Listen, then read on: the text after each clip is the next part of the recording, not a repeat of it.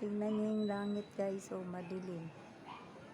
Nandun may liwanag doon unti. Ayan, natakpan siya sa SM, ayan, building.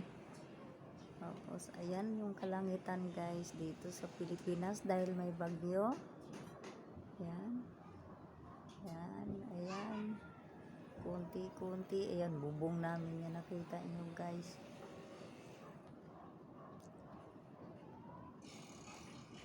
Ayan yung mga ng SM. Ayan.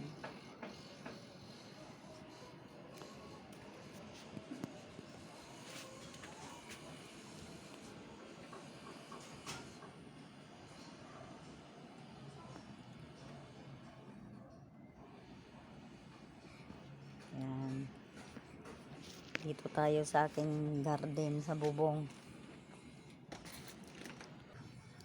Ayan guys, yung aking garden sa bubong guys. Ito.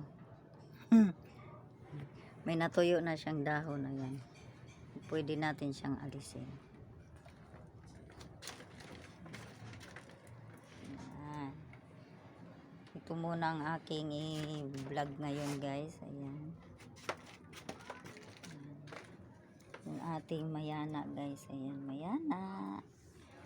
Wala na akong ibang natitirang mayana.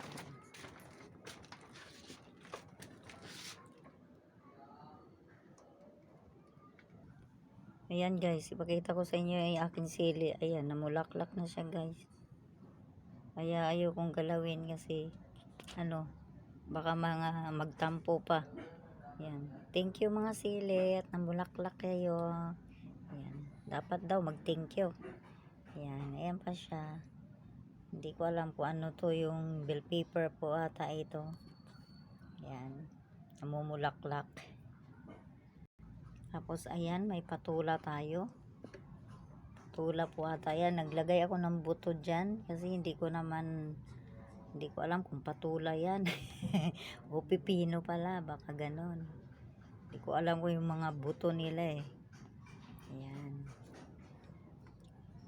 Itong aking halaman na yan, malaki na siya. May anak na siya. Ayan, may anak siya. Ayan, may baby siya. Ayan. Maganda kasi siya guys.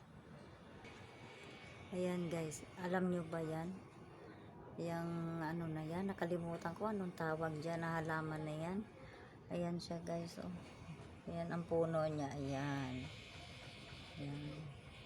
Dyan lang siya, matagal na siya dyan.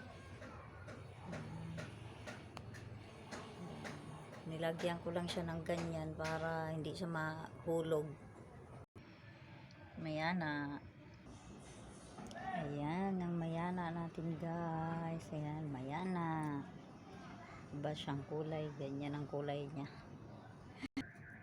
Ayan. Ito talaga ang pinakamagandang halaman gusto ko guys. Pero lahat man sila gusto ko. Ayan. Ang ganda kasi ng kulay. Ayan sila oh. Ayan. Salamat sa pagnonood guys. Bye.